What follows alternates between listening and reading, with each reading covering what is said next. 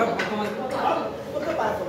Usually, dito yung head part, yung malapit doon, yung malapit na ako na, ito yung pinaka-head part, ito yung lower part. Same sa spine board. Mamaya kasi magkagawa sa spine board, din ang gamitin. Kaya malapit yung isang side po, din ang upper part. So, paano gagamitin? Dalawa kayo. Head. So, dapat sabay.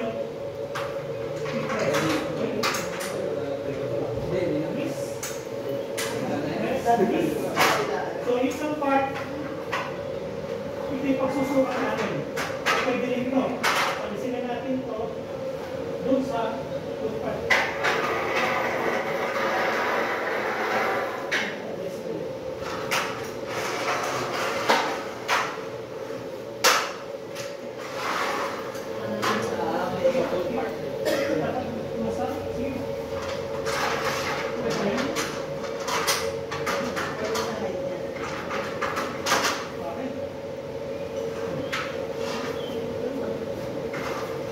Scoop. Pa-slide ko ha. Ganyan yan. Lock mo yan. Dapat make sure na nakalock ha. Tapos mo na babawin.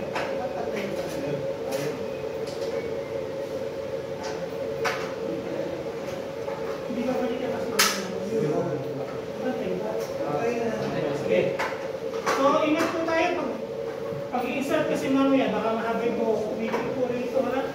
Sa mga sige. Scoop. Hawak. Then, slide lang. Umipit. O, wala.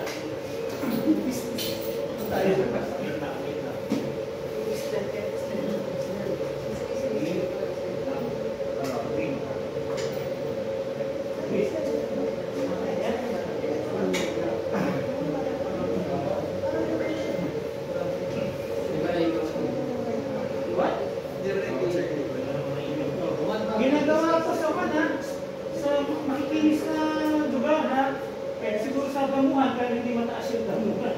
Sa kama pwede rin to din, huwag lang sa batuhan ha. Mamaya si scoop yung mga kasama yung bata-bata sa spine ha. 50 man.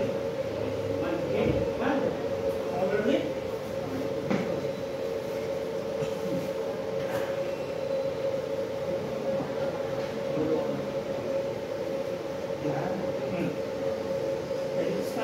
Ready? Stand. Adjust. Ready to walk? Ready. Move. Stop. Adjust.